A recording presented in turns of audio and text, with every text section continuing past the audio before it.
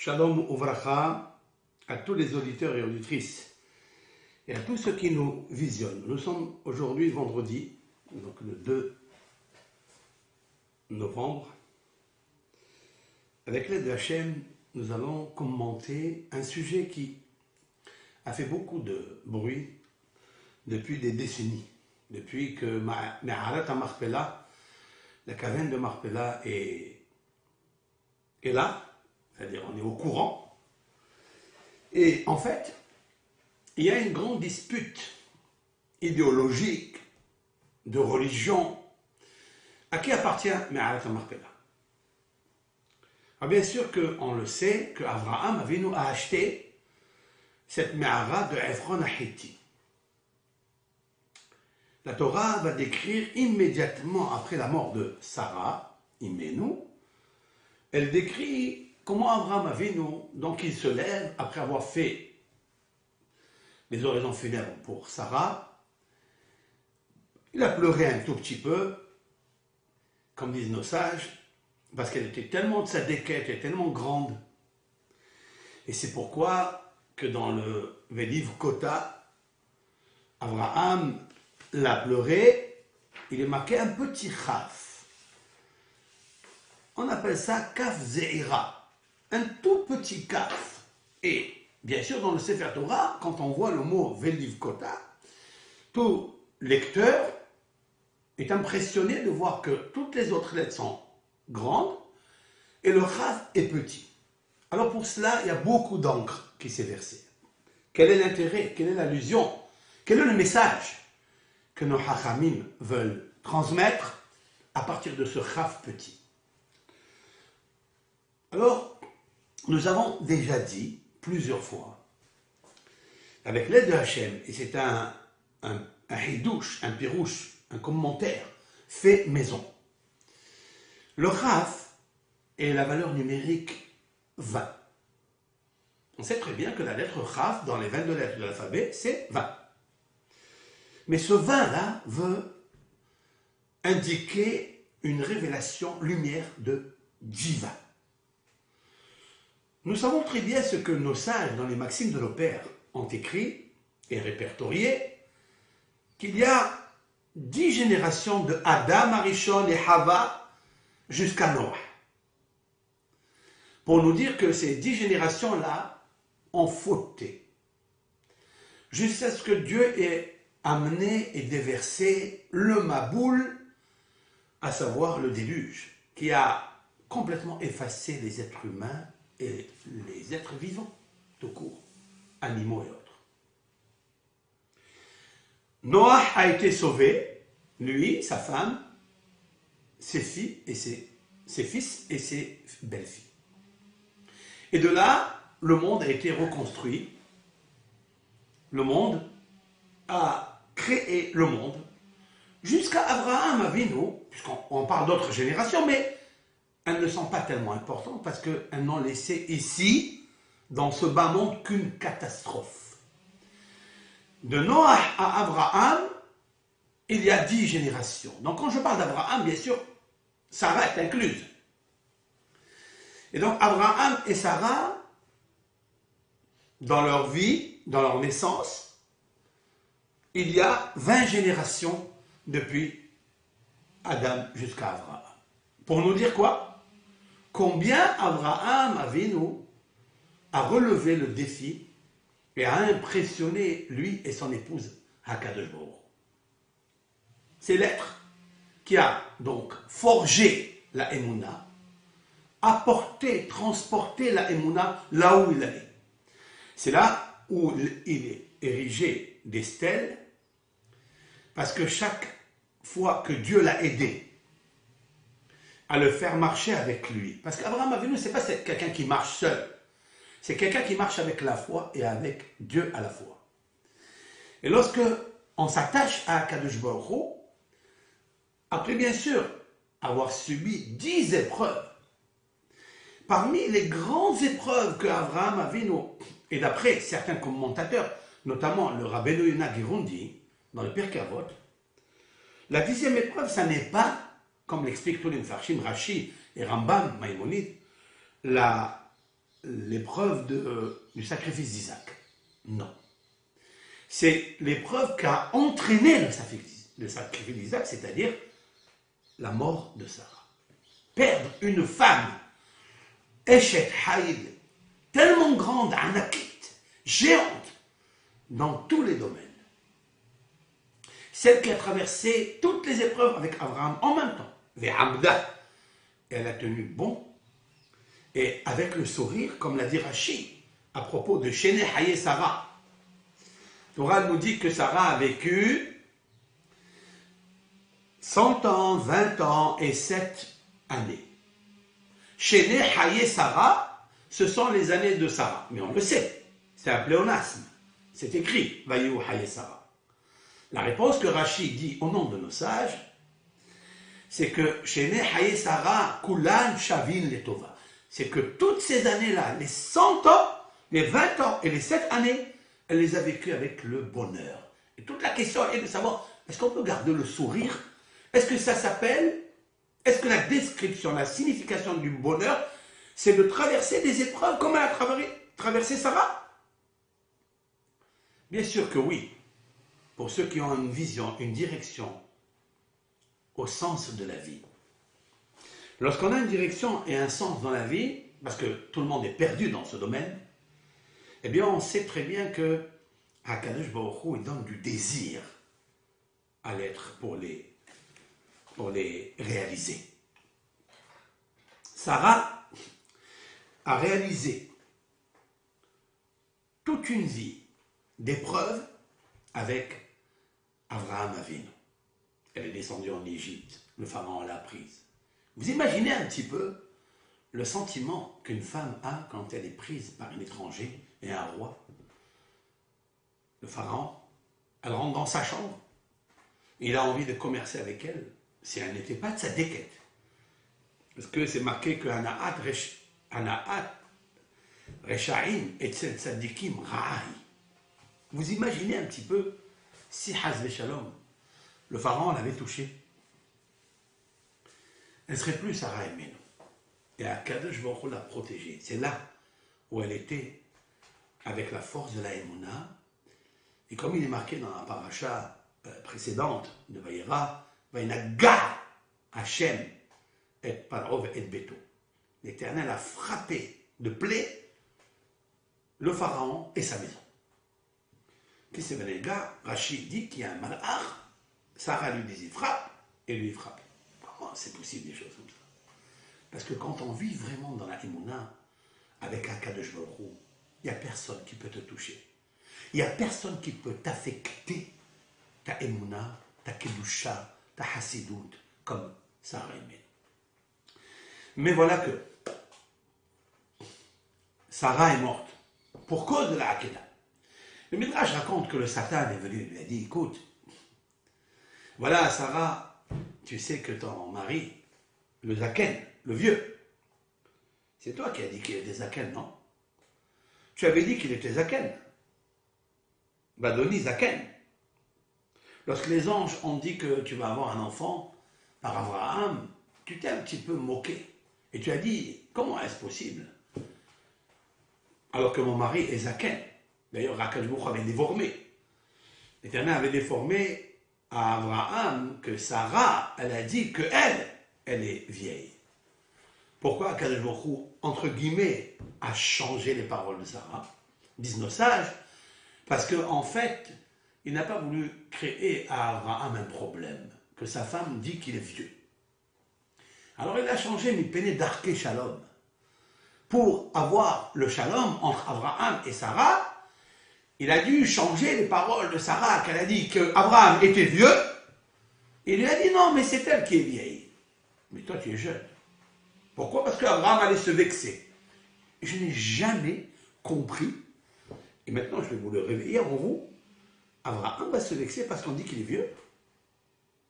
Un homme qui se jette dans une fournaise, vous croyez qu'il fait attention à des petitesses comme nous, quand on dit que tu es moche ou que tu es laide, qu'on se vexe. Aujourd'hui, tu n'as pas mis une belle robe, aujourd'hui, tu n'as pas mis un beau costume. On se vexe de n'importe quoi et de n'importe quelle parole. Abraham, on va dire de lui qu'il est vieux Alors, on a peur qu'il se vexe. Ça n'est pas pour Abraham, ça. C'est quoi cette histoire? La réponse. Oui, il va se vexer que Sarah dit de lui qu'il est vieux. Pourquoi?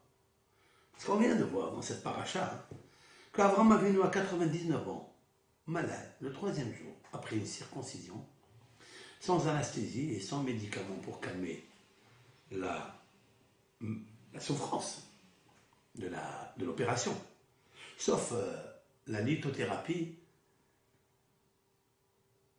c'est-à-dire que la chromothérapie, le soleil, qui lui guérissait Abraham. Comme disent nos sages, que le soleil guérit les maladies par ses rayons. C'est une parole du prophète.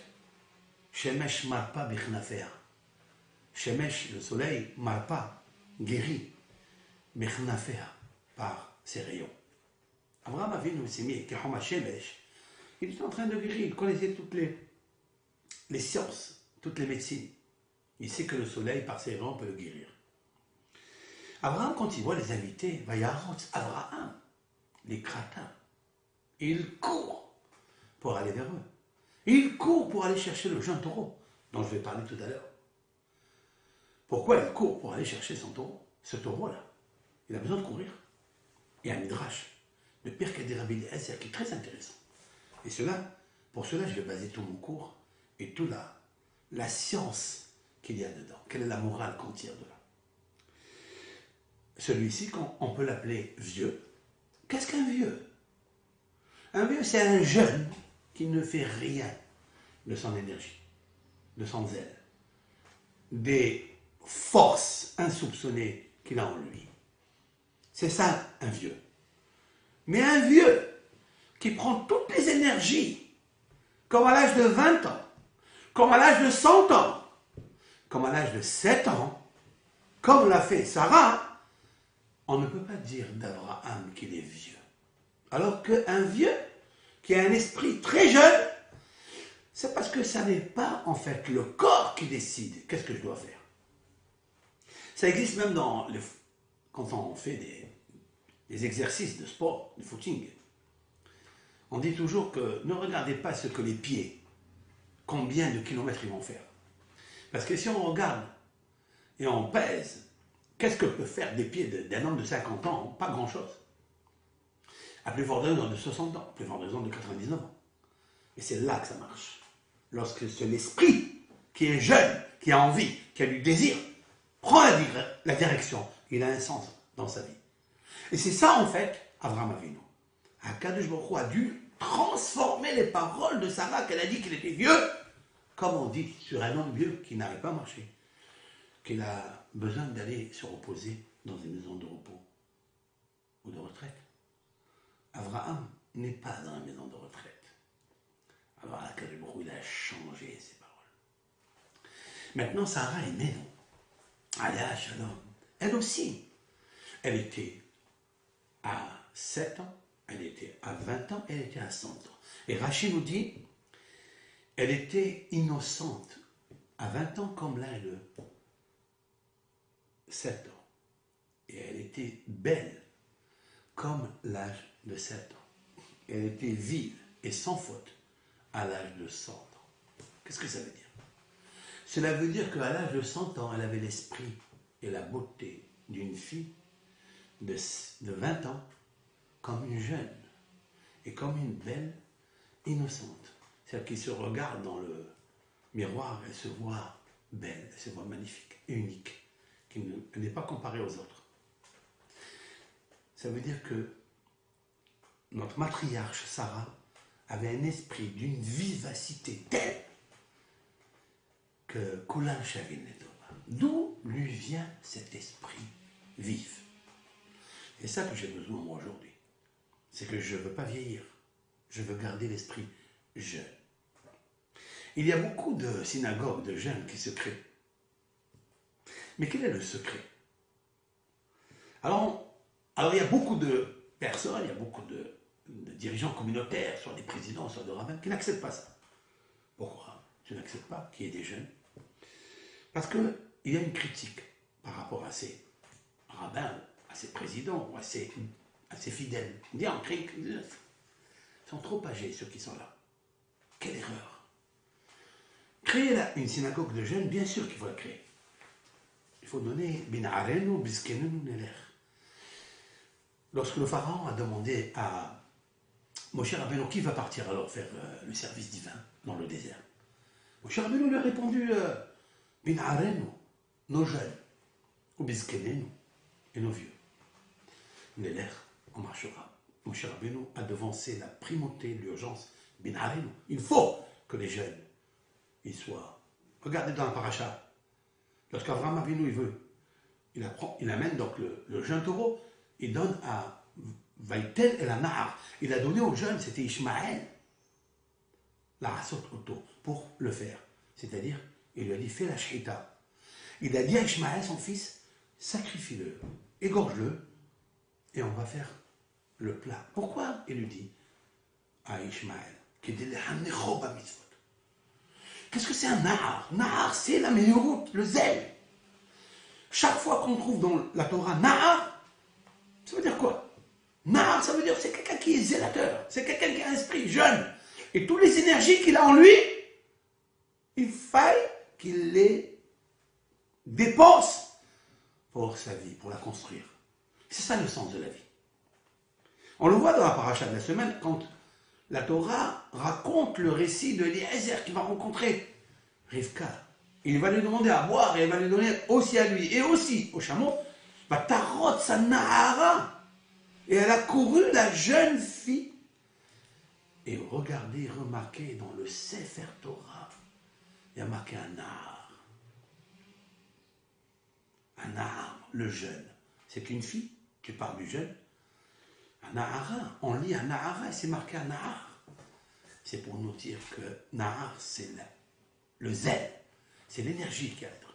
C'est l'enthousiasme et l'empressement qu'un enfant, il doit avoir. C'est pour ça qu'on épelle un Nahara, mais il écrit un Nahar. Elle avait, disent nos sages, l'énergie et la vivacité et le zèle et l'empressement d'un enfant, d'un jeune garçon qui est plus fort, parce que le garçon est toujours plus fort que la fille. Sauf que si des fois, ce garçon, il est paresseux, la fille peut le dépasser bien, bien, bien, loin, loin, loin, loin. Parce que la fille, lorsqu'elle a envie, elle se sert, comme Rivka, de toute son énergie, même si elle est jeune. Donc on voit que mon Nahar, ou bien on le voit dans Yoshua. Yoshua Nahar, lo yamish mitocha. Ouais. La Torah nous dit, il y a un seul qui n'a jamais quitté Moshe Rabbeinu. Jamais. C'est qui? C'est Yoshua. Et la Torah, quand elle précise cette grandeur de Yoshua, elle ajoute le mot Nahar. Pourquoi? Parce que Nahar, cela veut dire zélateur, enthousiasme, énergique, dynamique. Et c'est ça que la Torah nous dit. Lorsque Sarah, elle a dit, va donner Zaken, et mon Seigneur, c'est-à-dire Abraham, mon mari, là aussi, il y a quelque chose d'extraordinaire. Va donner Zaken. Sarah, elle appelle son mari Adoni, mon Seigneur, mon roi. De là, peut-être, tu as attiré Maïmonide, que lorsque une femme se marie avec un homme, elle doit le considérer comme un Adon, comme un roi, comme un bel-air. D'où on le sait? Ici, Sarah, elle nous a donné une feuille de route, un plan, comment se diriger dans le Shalom Bayit. Et là, elle dit Adoni, c'est bien. Elle considère son mari comme un roi, comme un Adon. Mais Zaken, vieux, ça ne marche pas pour Akadosh Baruch Hu. Il est vieux, lui, il est vieux. Il aurait pu se vexer, Abraham Avinu. Se vexer, non, pour lui, mais pour elle. Comment une tzadékette comme ça, elle peut dire une chose comme ça sur son mari alors qu'elle le voit en train de courir, enthousiasme, énergiquement, toutes ces actions, il les a faites avec l'empressement de faire les mitzvot. Celui-ci, c'est un vieux. La réponse est que tous ces jeunes-là, qui font un minyan ou une communauté de jeunes, c'est extraordinaire. Mais si vous ajoutez que celui qui est à côté de vous, il est vieux, alors vous vous trompez. Il est plus jeune que tous, que réunis de tous vos jeunes. Son esprit, il est tellement jeune qu'il peut vous faire des conférences de jeunesse. Et c'est ça, en fait, ce que la Torah nous apprend aujourd'hui. C'est la raison pour laquelle Akadosh Baruch Hu a dû modifier les paroles de Sarah. Parce qu'elle aurait causé vraiment le nom Shalom Bayit. Il nous faut faire très attention. Mais on apprend de là qu'Akadosh Baruch Hu a corrigé Sarah. Peut-être que si nous, on l'aurait dit, il ne nous aurait pas corrigé. Il aurait peut-être même pas fait attention à nous.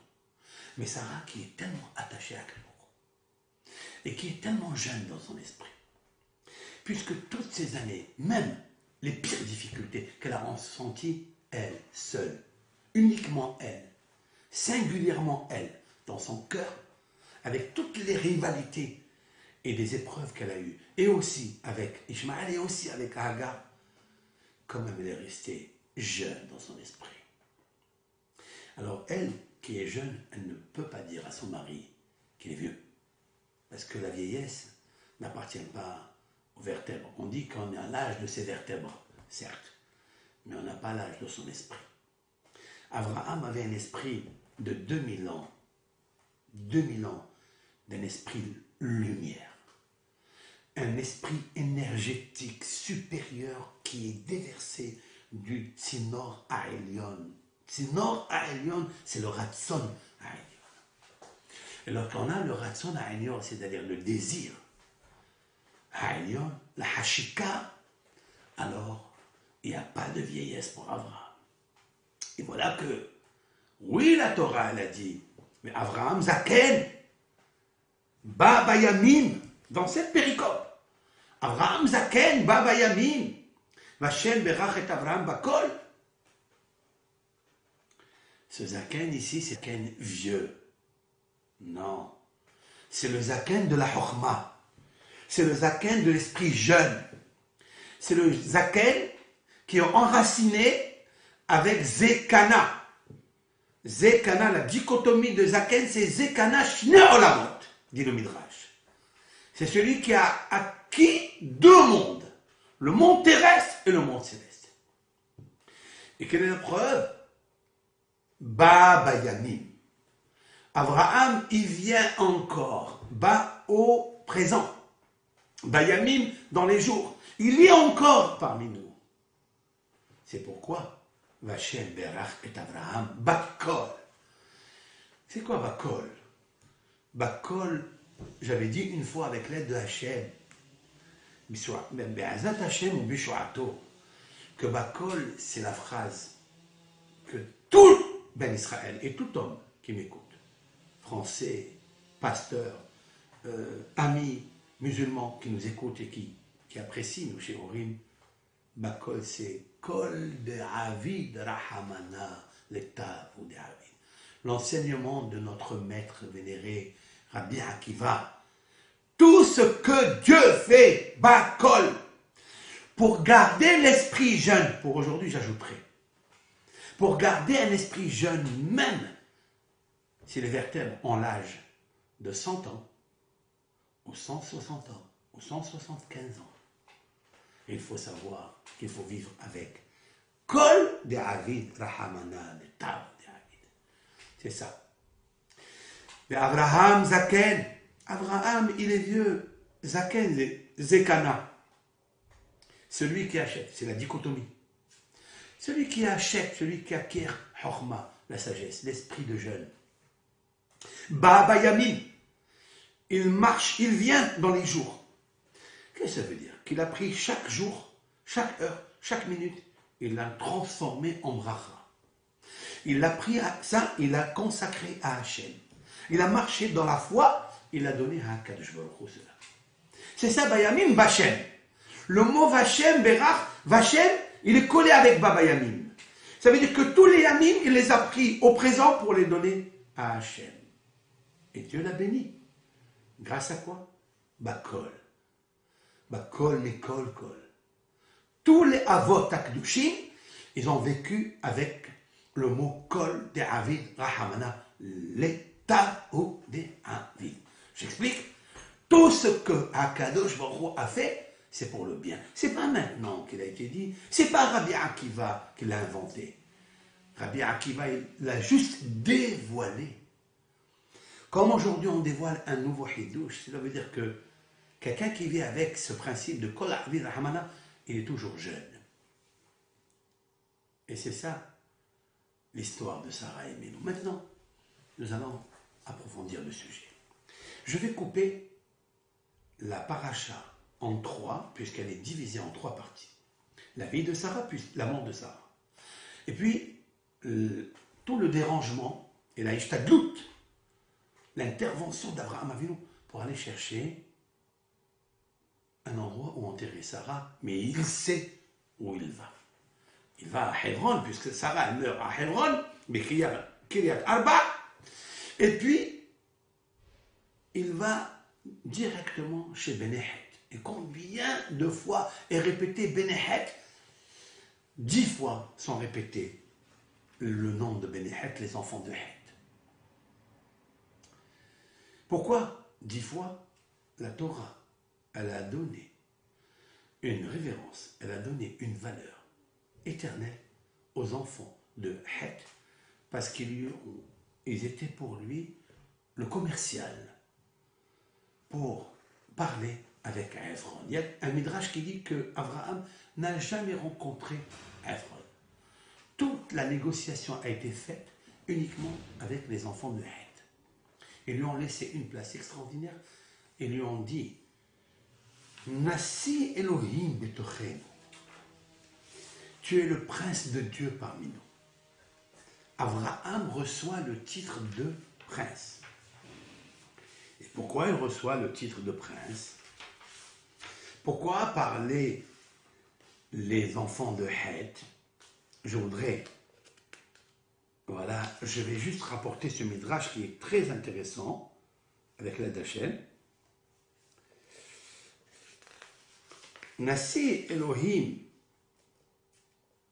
betochenu. Voilà. Voilà. Une minute. Et, une fois, le midrash, il est très très long. Bon.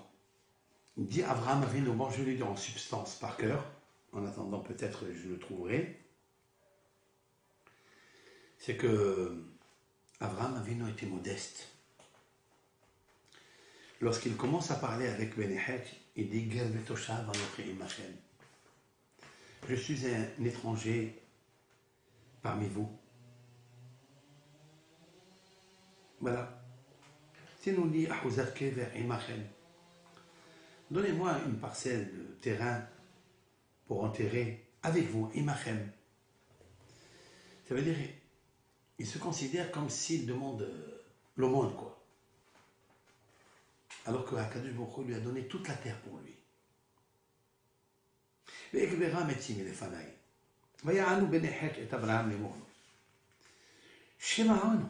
Écoute-nous. Adoni, notre Seigneur. Nessi Elohim Atta Betochenu. Tu es Nassi, ça veut dire président. Tu es Seigneur d'abord. Adoni, Seigneur. Nessi, président. Elohim. C'est une terme, ça veut dire que tu as un pouvoir extraordinaire, grandiose. Voilà, je trouve le midrash. La Mazachalekar, le midrash demande pourquoi Abraham a mérité que les enfants de Het, qui vont être marqués 10 fois dans le même sujet, on n'a jamais vu dans 3 ou 4 Pesukim répéter le nom du personnage 10 fois. Pourquoi ici? Et donc Abraham Avinu va mériter quelque chose. Et pourquoi il mérite? Et là, Bo ur'e an vatenuto shel Abraham Avinu. Midrash dit, viens voir l'humilité, la modestie d'Abraham.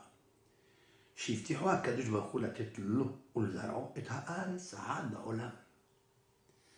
c'est que l'Éternel a promis à Abraham de lui donner la terre d'Israël, à Adolam, lui et à sa descendance. Je traduis le texte écrit il y a 2000 ans.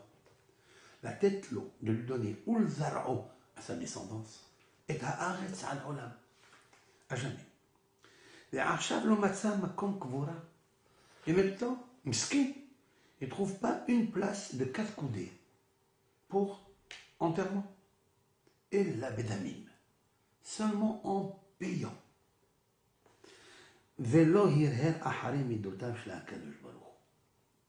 Il n'a pas, il ne s'est pas insurgé, même dans sa pensée, après le comportement ou les actions de Hachem. Chez l'autre, il n'a pas riposté, il ne s'est pas rebellé. Mais l'ordre, pas seulement cela. Et là, chez l'autre, dit et là-bas, quand il a parlé avec les Bénéhet, il n'a parlé qu'avec la modestie. Chez les Emar, Ger vetoshav anochi, Amarlo akadosh baruch. Donc lui, quand il parle, en fait, c'est à lui, c'est Dieu. Et il parle avec eux, il leur dit, écoute, s'il te plaît, moi je suis Ger vetoshav. Je suis un habitant, je suis un citoyen parmi vous, et je suis un étranger. Amarlo akadosh baruch. Il lui a dit à Kadosh Baruch Hu dans la prophétie, Ata ishpalta et atzmech. Toi, tu as baissé ton orgueil. Hayecha, sur ta vie, il jure. Akadosh Baruch Hu jure sur le nom de la vie d'Abraham. She'ani mesimcha Adon venasi Elohim. La première parole que diront les Bnéhet, c'est moi qui va leur dire, de dire, Nessi, tu es Seigneur. Elohim et Adon, c'est-à-dire tu es Seigneur et tu es président et tu es Dieu. C'est-à-dire tu as un pouvoir. Quand on dit Elohim, ça veut dire pouvoir. Mais Mivhar Kevarenu, il lui a ajouté quelque chose. Il lui a dit, toi tu dis, donne-nous Ahouza Kever, donne-nous une partie, une parcelle, un petit morceau de Kever ou enterré. Ils lui ont dit, Bemivhar Kevarenu, dans le meilleur de nos caveaux. Qu'est-ce que ça veut dire, dit le Midrash? Mais Kivre Melachim ou Gdolé Malchut. Tu vas être enterré, elle va être enterrée là où sont enterrés tous les rois qui étaient jusqu'à là et tous les grands de la royauté. Mais comme Abraham, Abraham se leva, vaishtahu, et il s'est prosterné. À qui il s'est prosterné? Il s'est prosterné à Kadosh Baruch Hu, bien sûr. Mais le Midrash, il nous dit quelque chose d'extraordinaire. L'Olam yahzik Adam tova la makom, sheyesh lo hana'a mimenu. Toujours un homme, il doit être reconnaissant et remercier l'endroit où il profite. Abraham, il se prosterne, pas seulement qu'il dit merci, comme nous avons l'habitude, nous. Ce petit merci-là, discret et modeste, mais c'est plus que ça. C'est un geste corporel. Et quel geste? Le geste que l'on fait dans la Hamida quand on dit Modim anachnu lach. C'est-à-dire quand on se prosterne devant Akadosh Baruch Hu et on dit Modim, on te remercie Akadosh Baruch Hu. Abraham il nous a appris quelque chose. Que quand tu dis merci à quelqu'un qui t'a rendu service, tu dois baisser le corps et tu dis merci. Il y a un autre midrash qui dit qu'en fait il s'est prosterné à Akadosh Baruch Hu, il leur a dit merci à eux.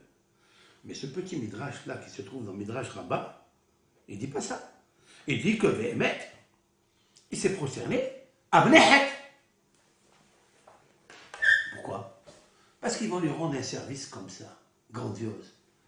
Oui, oui, oui. Il est reconnaissant à sa femme, Sarah.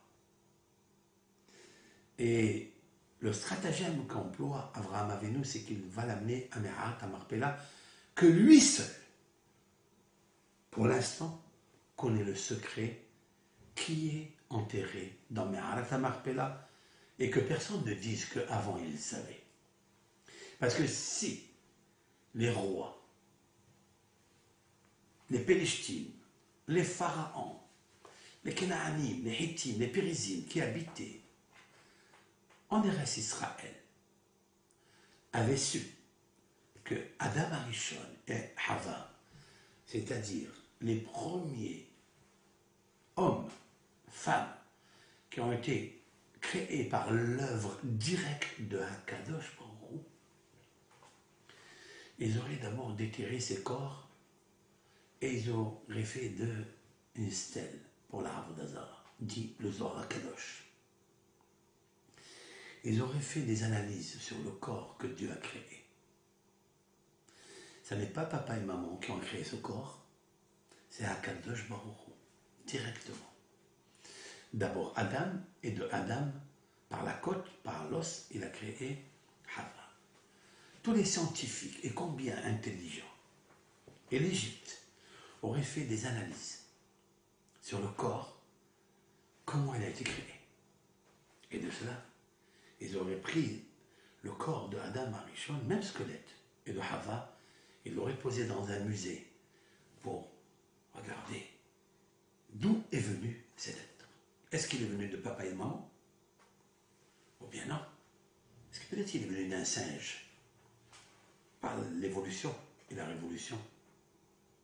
Ils auraient fait toutes les analyses et les opérations qu'il faut pour dévoiler d'où viennent les cellules, comment il est constitué.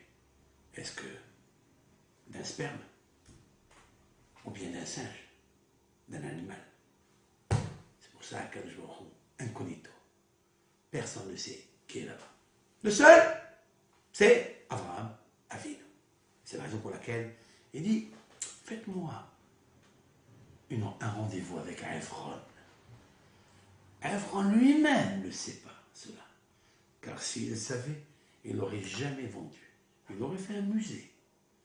Puisque c'est un homme qui est avide et vide de sens. Mais il est avide d'argent et de biens. Nivahal lehon ish ra'ain. Le roi Shlomo a dit dans les proverbes, Nivahal, celui qui est la folie. Lehon, hon c'est l'argent. Kesef, avec le kesef il va avoir le kavod, il va avoir la royauté, il va avoir un patrimoine extraordinaire. Ish ra'ain, un homme qui a un œil mauvais. C'est qui? De qui? Pour qui il dédicace ce proverbe, le roi Shlomo? Ephron. C'est Ephron, Nivhal, c'est la boulimie de l'argent. Il a dit, je te la donne, après il lui a dit, hey, pèse-moi 400 shekel kesef. Et à l'époque, c'est des millions d'euros. Des millions d'euros. Mais des millions d'euros, c'est rien. Il aurait pu faire un musée, sachant que Adam et Hava étaient là. Il aurait expérimenté ça par des scientifiques, des médecins professionnels, pour dévoiler le corps. Est-ce qu'il a été créé, ce corps de Adam et de Hava, par un être humain, papa et maman? Ou peut-être par un singe? Par les animaux, comme dit Darwin, qui est une maison ruinée, dar, en arabe, dar, c'est l'habitation. Ruine, c'est la ruine. C'est une ruine de l'habitation. Ça veut dire que tout ce qu'il a dit, c'est du Hevel Malik. C'est du mensonge. C'est une vue d'esprit. On n'aurait analysé. Mais Adam et Hava, non, non, non, non. Abraham Avinu, il dévoile que ce sont les êtres directement de l'œuvre de Dieu. Et c'est là où il y a la grandeur d'Abraham Avinu.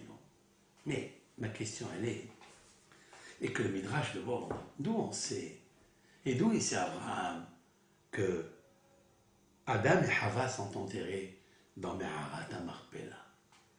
Puisque, en fait, si Abraham il décide que Sarah soit enterrée là-bas, lui-même, il a acheté pour lui, il a acheté pour Yaakov et Léa, il a acheté pour Yitzhak et Rivka.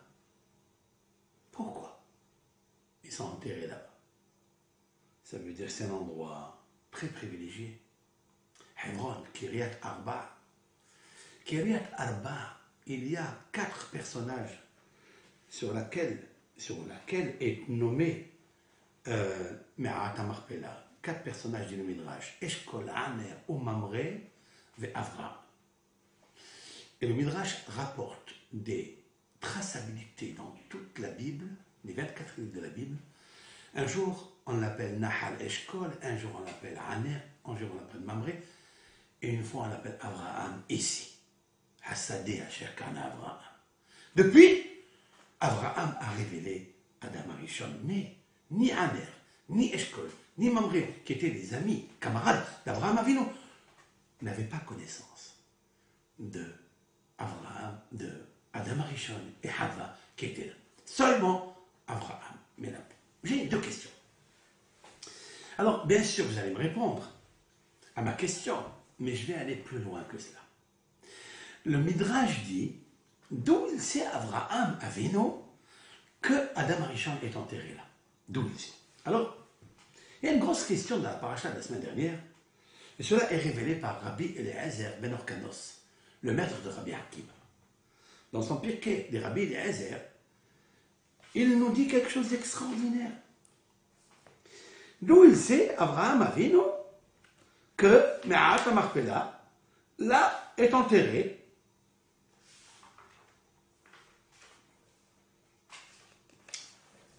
Voilà.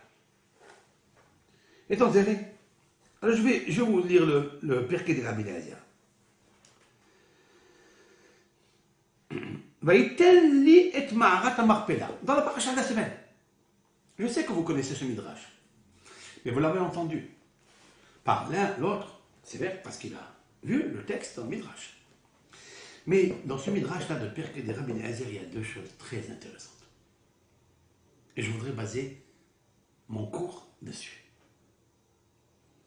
Abraham, il dit aux enfants de Heth, Vaïten li et Ma'arat HaMachpelah. Il parle de donation.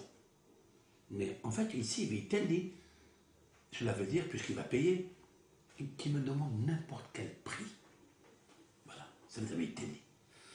Puisqu'Abraham Avinu est immensément riche. Nous l'avons vu quand il a envoyé Eliezer avec 10 chameaux, etc. Abraham Avinu, Kaved, Bamikle, Bazahav, Vashem, Berach et Abraham, Bakol, il est immensément riche. Donc, Vitelli, je paye le prix qu'il me dit. Je ne cherche pas à commercer avec lui. Et de là, un grand yesod que le Harizal a dit, qui est écrit dans le Zohar, qu'on appelle Agar Shalim. Agar Shalim, ça veut dire le prix fort. Il nous faut payer pour les mitzvot le prix fort. Ne jamais négocier, marchander quand on fait une mitzvah. Payer le prix fort. Le Harizal a appris et a enseigné à son élève Rabbi Shimon HaKohen que pour améliorer sa situation de la vie et sa parnassa, d'acheter le kol nidré au prix où il monte. Et Rabbi Shimon a économisé de l'argent toute l'année pour acheter dans sa synagogue le prix fort de Kol Nidré. L'ouverture du Sefer Torah, la Hagbaha, le Kol Nidré. Et il a acheté Kol Nidré et s'est enrichi après. Pourquoi? Parce qu'il faut payer le prix fort. Le Harizal lui-même n'a jamais négocié combien coûte un étrog ou des téphilines. Il arrivait devant le marchand de biens, de mitzvot, il lui pose une bourse, là où est déposé tout son argent, et lui dit combien, donnez-moi ce étrog. Quand il a choisi son étrog, il ne négocie pas. Il lui dit voilà le prix, prenez-le dans la bourse. Ce que vous dites, prenez. Pour les téphilines, j'ai dit je vais acheter une téfiline d'occasion. Je vais acheter une téfiline, mais je vais marchander où ça coûte cher, où ça coûte pas cher. Si les téphilines sont beaux, s'ils sont écrits avec Kedusha, avec un Sofer Yerei Shamayim, qui ne parle pas au téléphone au moment où il écrit les téphilines, ou au Sefer Torah, ou qui ne parle pas au téléphone quand il a ses téphilines au moment où il prie. Parce que ça arrive malheureusement. On est en train de prier, je suis Sofer, et je sais que j'ai un client en Amérique qui va me commander un Sefer Torah, et il m'a appelé au moment où je dis Baruch She'amal Ve'aya Ha'olam Baruch Hu Alléluia Shabbat. Je reçois, avec mes téphilines, je reçois ce téléphone. Il est devant moi parce que j'attends ce client et je lui réponds. Ça peut arriver. Donc tu as préféré le prix pour ta parnassa. Certes, il y a toujours des raisons, et des raisons valables. C'est pour ta parnassa, mais ce n'est pas le moment de le faire. Ça veut dire que les téfilines, ta prière, allez, les éloges de Hachem, ils sont à tes yeux moins que le prix que tu vas les proposer pour le Sefer Torah. Pour éviter tout cela, il faut mettre dans sa tête que le prix fort, c'est la mitzvah. Et que l'argent n'a aucune signification pour cela. Si c'est une mitzvah shlema, paye un salaire shalem. Agar shalim. Ça peut arriver aussi un kolelman. Il y a ce qu'on appelle une association entre Zevulun et Sarah. Zevulun, c'est quelqu'un qui travaille, Sarah, c'est quelqu'un qui étudie. Le Zevulun, il doit choisir le Issachar, celui qui ne parle pas au moment de son étude. Celui qui est assidu, plongé dans son étude. Et si c'est nécessaire, quelqu'un qui écrit des hidushim. Et faire avec lui un contrat de lui dire, étudie, ne parle pas. À plus forte raison, ne prends pas le téléphone, même pour répondre à une halakha ou à autre. Et étudie, et moi je te donne tant. Ne négocie pas avec lui.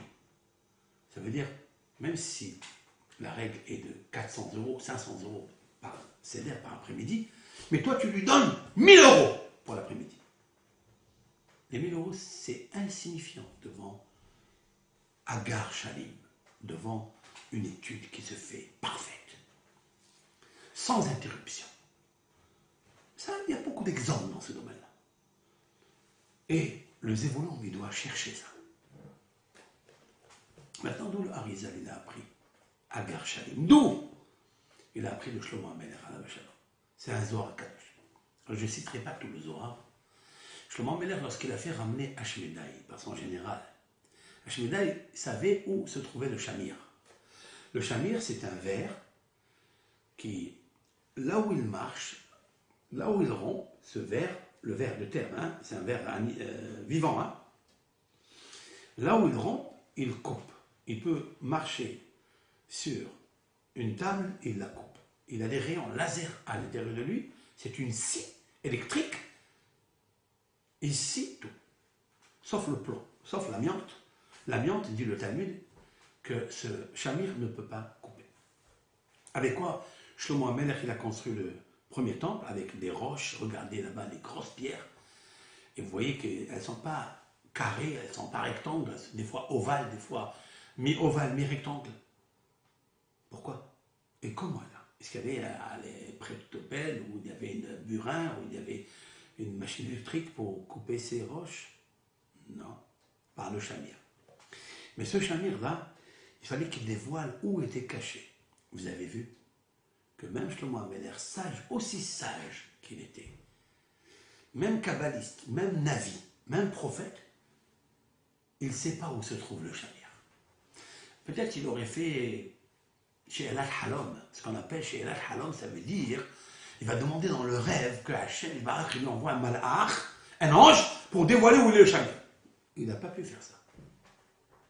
Alors comment il a fait? Et il sait que le Shamir se trouve chez Ashmedai, le roi de démons. Et Ashmedai se trouve dans une montagne, dans un puits. Il a fait tout un stratagème pour l'attraper, le saouler, parce qu'il a déposé dans son puits du vin. Au lieu de l'eau qu'il avait, il a vidé l'eau, il a mis du vin. Lorsqu'Ashmedai est rentré pour dormir, pour s'abriter, comme il fait tous les soirs, et ça couplait, parce que lui aussi ça couple, il y a mâle-femelle dans les démons, eh bien, il s'est noyé. Et comme il sait que, il sait où est le Shamir, donc donc Shlomo HaMelech, par son général, il a ramené Ashmedai chez Shlomo HaMelech, et Ashmedai a dû recevoir toute une interrogation de la part de Shlomo HaMelech. Alors, parmi les... Il lui a d'abord dévoilé où se trouve le Shamir, il se trouve chez la Dochifat. La Dochifat, c'est un oiseau, donc c'est la huppe, la huppette. Elle, celle qui a comme un coq, un petit coq avec des cheveux hissés, là, des cheveux comme des épines sur la tête, c'est ça, c'est la huppette. Et cette hupette, elle le prend, le chamir, pour se nicher dans les rochers. Grâce à ce chamir, elle fait le trou et elle se niche pour se cacher des prédateurs. Il lui a indiqué, les hupettes, il y en a beaucoup, il lui a indiqué l'endroit où elle se trouve. Et puis, il est allé, et lorsqu'elle est arrivée pour faire son nid, il lui a grondé sur elle, et elle a fait tomber le chamir de la bouche, et le roi, le général de Shlomo Amelech l'a recueilli dans l'amiante, pour ne pas qu'elle lui coupe la main. Donc il a gardé ça dans l'amiante, il l'a amené à Shlomo Amelech. Parmi les questions qu'il lui a demandé, Shlomo Amelech à Ashmedai, dis-moi, quel est votre secret dans ce monde? Alors, il lui a répondu, notre secret dans le monde, c'est qu'on dit au Ben Israël de prendre toutes les mitzvot gratuites. L'éducation gratuite, ça gratuit, ça gratuit, gratuit. Nous, on incite les gens à négocier quand ils veulent acheter des filets, quand ils achètent des mitzvot, le lulav, le etrog, la souka, combien ça coûte? C'est ça, avec ça je l'attrape. Parce qu'avec ça, il n'aura pas une récompense pleine, parfaite, entière. Le secret, c'est Agar Shalim, c'est-à-dire paye le prix fort pour faire un mitzvah, sans négocier. Voilà, donc, je suis allé à Rizal, je suis allé à Shlomo Amelech, mais moi je demande à Ashmedai, d'où il le sait qu'il faut payer le prix fort. Parashat HaShavua. Là, V'yiten li et me'arat ha'machpelah. V'yiten li, c'est une faute d'orthographe, non, j'espère. V'yiten li, il achète. Pourquoi il dit V'yiten li? Il ne parle pas d'achat, même pas, il sort de sa bouche acheter. Parce que acheter veut dire négocier. Acheter, c'est vérifier qui est le meilleur prix dans le marché. On va aller voir dans le bon coin. Il n'y a pas un coup de fusil ou une petite affaire, ou peut-être un négociateur qui va. Parle pas de ça. Ça, c'est mon hidouche. Ça, c'est mon hidouche, c'est mon interprétation dans le texte. Viteli, qui me donne au prix qu'il veut, lui. Et tu m'as arrêté Marpella, la caverne de Marpella. Il ne parle pas du champ. Il ne parle plus de Ahozat Kever. Il avait demandé à un certain moment, donnez-moi une parcelle, une petite parcelle. Ça veut dire combien il faut? Combien il faut pour enterrer une personne? 1 mètre carré. 4 amotes, 4 coudées, 2 mètres carrés, il faut. Alors, au prix que ça coûte aujourd'hui, est-ce qu'il faut négocier cela? Est-ce qu'il faut négocier les 4 mètres carrés ou les 2 mètres carrés qu'on achète? Ou bien non, il faut apprendre d'Abraham que quand on enterre un proche, il faut payer le prix fort. Il faut payer le prix fort. C'est pas grave. Et là, Abraham Avinu, il nous apprend un grand yesod. Que pour sa femme, il faut payer le prix fort. Voilà comment on devient riche. C'est pas maintenant qu'Abraham Avinu il dévoile qu'il faut payer le prix fort, il faut acheter le plus beau cadeau pour Sarah. Non, depuis longtemps, Abraham Avinu il a fait ça. Si seulement je réalisais ce que je disais, ce que mes oreilles écoutent, je serais devenu très riche. Très très riche. Si je ne suis pas encore, je suis riche, parce que je suis content de mon sort. Et je monte comme un ressort. Même si ça n'est pas de mon essor. Et je trouve toujours des sponsors. C'est vrai. Mais je serais devenu très très riche parce que j'aurais eu la richesse de Dieu, parce que lui me l'a demandé. Que celui qui honore sa femme, et celui qui donne à sa femme le plus beau cadeau, il le devient. Lui le cadeau. D'où je le sais. Vitelli, qui me donne au prix qu'il veut. Maintenant, Rabbi Eliezer ben Orkanos, dans son chapitre 36, c'est un livre exceptionnel de Kabbalah. Il y a beaucoup de commentaires, de commentateurs, j'allais dire d'abord, sur ce livre. Parce qu'il est tellement une source de connaissances kabbalistiques, de midrashim inconnus. Rabbi Eliezer les a reçus de ses maîtres. Rabbi Eliezer est le maître de Rabbi Akiva dans la Kabbalah, dans la mystique juive. Manasseh Merkava, il connaissait le carrosse céleste au bout des doigts. Rabbi Eliezer, ça fait 2000 ans. ולמה בחר ורצה במערת המכפלה? Et pourquoi il choisit מערת המכפלה דווקא, seulement. Il manque des endroits, Be'er Sheva, où enterrer Sarah, peut lui faire le plus beau monument historique. Qu'est-ce qu'il va là-bas? Qu'est-ce qu'il cherche là-bas? Abraham כרת ברית עם עמי הארץ. כשנגלו המלאכים עליו, היה סבור שהם אורחים מעמי הארץ.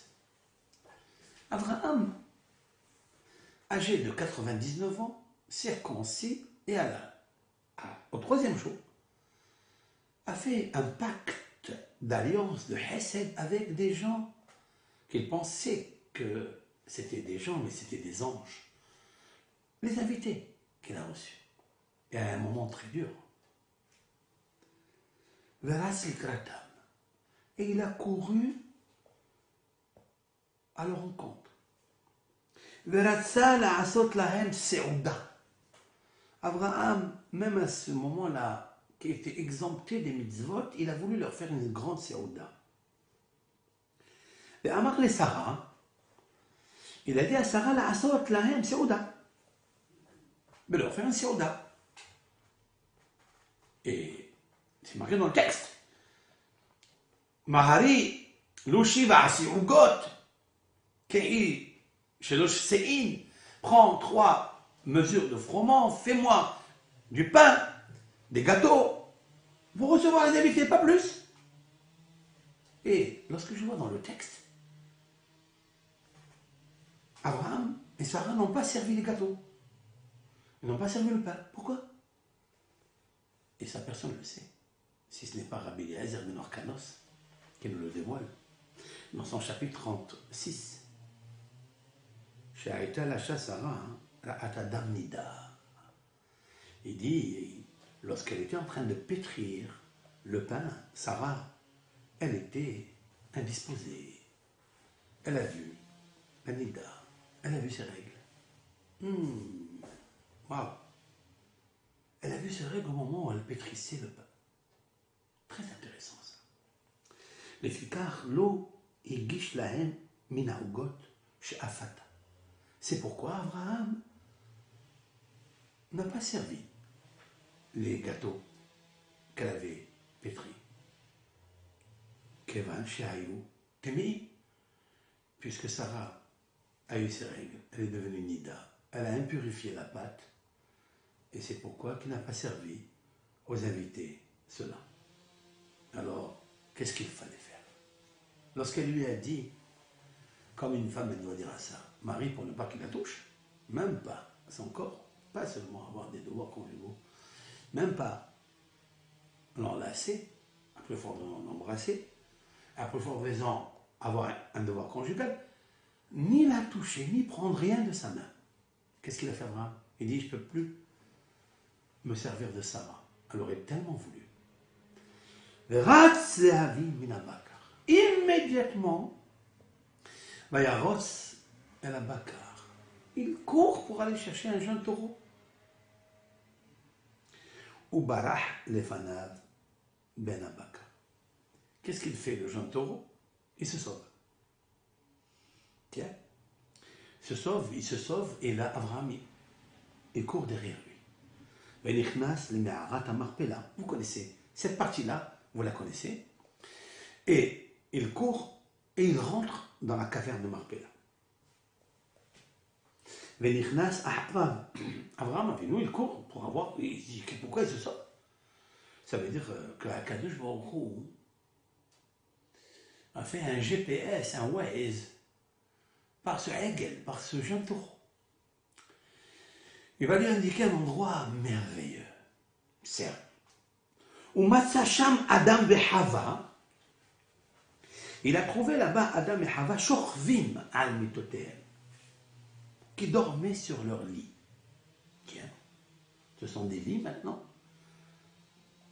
Les tombes, ce sont des lits. Et ils dorment.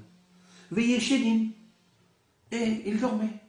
Venerot dolkim alem, et des bougies qui étaient allumées sur leur tête, sur leur lit, la tête de lit. Vereach tov alem, et une bonne odeur au-dessus d'eux. Kereach nihoah, une odeur agréable. Les fikar. C'est pourquoi Hamad, il a eu envie, mais ota sha'a et me'arat hamarpela lahuzat karer. C'est pourquoi il a eu envie de cet endroit pour enterrer, l'acheter d'abord et enterrer. Il pensait que lui, il allait partir avant Sarah, mais c'est Sarah qui est partie avant lui. Et la question est de savoir, et pourquoi Sarah? Elle est enterrée immédiatement après Adam et Hava. Pourquoi pas Abraham, puisqu'il était plus âgé qu'elle?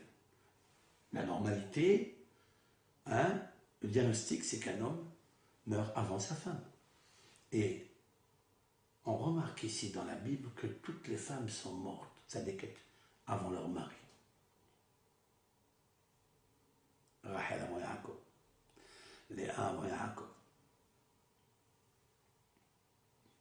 Sarah avant Abraham. Et pourquoi?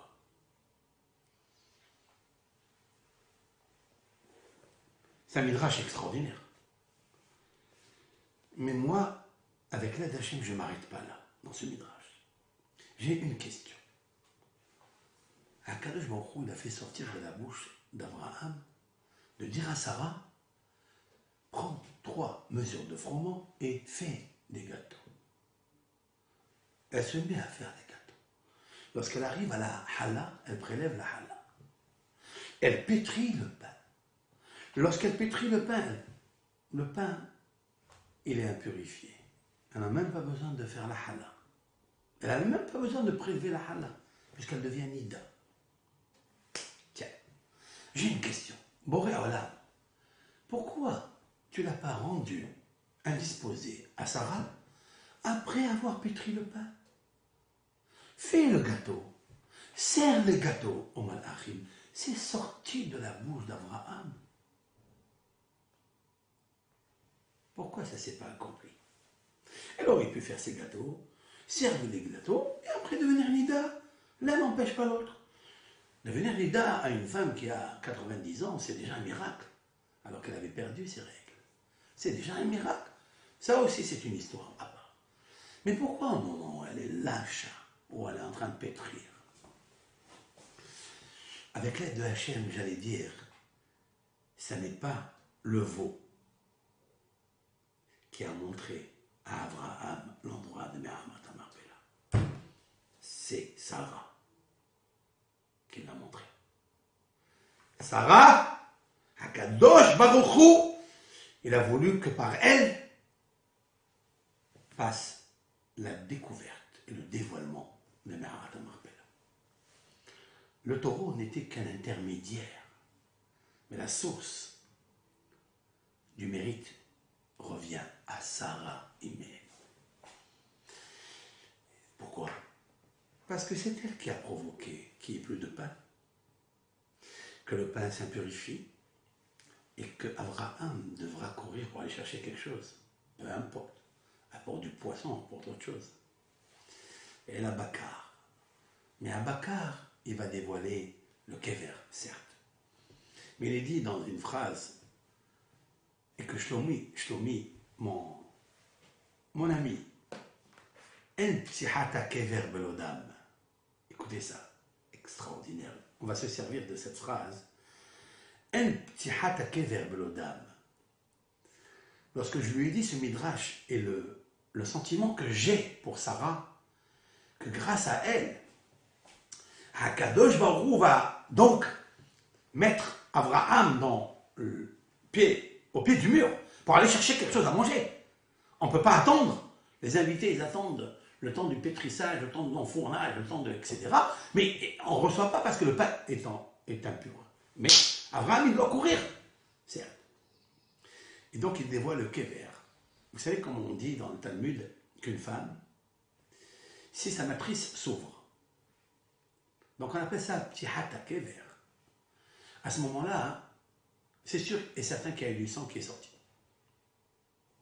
Alors j'ai dit comme ça, un ptihat kéver, c'est-à-dire la découverte, ptiha, c'est l'ouverture, le dévoilement, la lumière du kéver de Me'at HaMarpela n'a été dévoilée Bélodam, sans le sang qu'elle a eu Sarah au moment du pétrissage. Ça, c'est une parole sage et pétrie. Et donc, Akadosh Baruch Hu, il a donné un mérite extraordinaire à Sarah. Vous savez à quoi ça me fait ressembler? À ce que la Torah a dit à propos de Tzipora, la femme de Moshe. Lorsque Moshe l'a sauvé des bergers, vous vous rappelez l'anecdote que Moshe arrive devant la source d'eau, Be'er Hamayim, et Tzipora voulait abreuver donc les troupeaux de son père, puis puiser de l'eau. D'abord, qu'est-ce qu'ont fait les bergers? Ils les ont répudiés. Comme Moshe, s'est levé Moshe avec un esprit de justice et les a protégés. Il leur a donné à boire. D'abord, elles sont rentrées chez elles. Le père s'est demandé, mais pourquoi vous avez fait très vite aujourd'hui? Habituellement, il fallait, à propos du texte exact, aujourd'hui, vous avez apporté l'eau, pas comme d'habitude. Alors il leur dit une phrase qui a fait verser beaucoup d'encre. Ish mitzri hitzilanu miyad haroim. Un homme égyptien nous a sauvés de la main des bergers. Et nos sages disent, c'est qui cet homme égyptien? C'est Moshe Rabbeinu. Et pourquoi ils l'ont appelé un homme égyptien? Disent nos sages parce qu'il était habillé comme les habits d'un Égyptien. Pourquoi? D'où il vient Moshe Rabbeinu? Il vient parce qu'il venait de fuir le Pharaon. Le Pharaon cherchait sa tête pour cause d'avoir tué, Moshe d'avoir tué l'Égyptien. Donc en fait, le sauvetage des filles de Lot, il est venu grâce à l'Égyptien que Moshe a tué. Moshe a tué un Égyptien et se sauve. À ce moment-là, les filles de Lot sont en difficulté. Il y a qui disent que même les bergers ont pris de Tzipora, ils l'ont jeté dans le puits, et Moshe donc l'a puisé dans les deux sens. Il l'a levé. De là, on puise son mazal dans le Be'er Hamayim, dans le puits d'eau. Parce que la femme, c'est de l'eau. Et en fait, ça n'est pas Moshe qui les a sauvés. C'est l'Égyptien que Moshe a tué, par lequel Moshe devait fuir. C'est lui qui les a sauvés. Dit le Midrash à ce propos. C'est comme un homme qui est en train de marcher au bord de l'eau. Et le serpent l'a piqué. Et on dit que si le serpent il rentre dans l'eau, l'homme il meurt. Mais si l'homme il rentre vite dans l'eau, l'homme vivra. Et le serpent mourra. Qu'est-ce que fait l'homme qui a été piqué par le serpent? Immédiatement, il se jette à l'eau. Mais au moment où il se jette à l'eau, il va vivre, lui. Certes, un enfant en train de se noyer. Et donc, cet homme-là, lui, porte secours, il lui sauve la vie. La question que je vous pose, qui a sauvé l'enfant? C'est l'homme ou c'est le serpent? La réponse est le serpent. Oui, c'est vrai, c'est l'homme. Le serpent n'est pas rentré dans l'eau. C'est vrai. Mais à Kadosh Baruch Hu, mais Sabeb Kosibot Eilat Ailot, c'est lui qui détient et qui commande, télécommande toutes les interventions du monde. C'est le serpent qui a sauvé l'enfant. Sans la piqûre du serpent, l'homme n'aurait jamais fait une baignade, donc il y aurait eu la noyade. Le remerciement est pour le serpent. Tiens, c'est la première fois qu'il faut remercier un serpent maintenant. C'est lui qui a causé la mort. Mais des fois, quand Dieu il veut, il provoque et il cause la vie. Eh bien, c'est ça que disent les filles de Yitro. Les filles de Yitro, ils disent Ish mitzri etzilanu. Et la Torah, elle a dû s'arrêter. Autrement dit, lorsque Akadosh Baruch Hu était avec Moshe Rabbeinu pour écrire la Torah dans les 40 jours du Har Sinaï, il est arrivé à ce sujet-là, son histoire à lui. Il lui dit, tu sais ce que tu vas écrire ici? Écris que Tzipora a dit à son père, Ish mitzri hitzilanu miyad Elohim. Et Moshe Rabbeinu dit à Akadosh Baruch Hu, Ish mitzri. Pourquoi moi je suis Ish mitzri? Moi je suis Moshe Rabbeinu, je suis le fils d'Amram, j'ai vécu en Égypte. Il lui dit, non, mais c'est pas en fait, c'est pas toi qui les as sauvés, lui dit Dieu. Il faut toujours remercier celui qui a commencé à la source de t'aider. Alors, lui, dans le remerciement, vous avez vu quel chokmat Torah, quel derech eretz qu'il faut avoir pour celui qui a commencé la chose, à l'origine de la chose.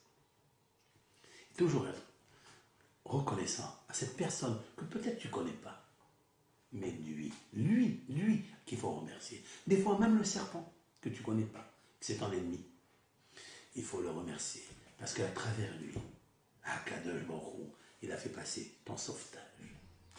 Dans cet ordre d'idées, je prends cette idée magnifique, géniale, et je la dépose ici. En fait, ça n'est pas grâce au taureau. Ça n'est pas... C'est grâce à Sarah, qui au moment où elle pétrissait le pain, elle est tombée nida, et Abraham a dû aller chercher une autre intervention.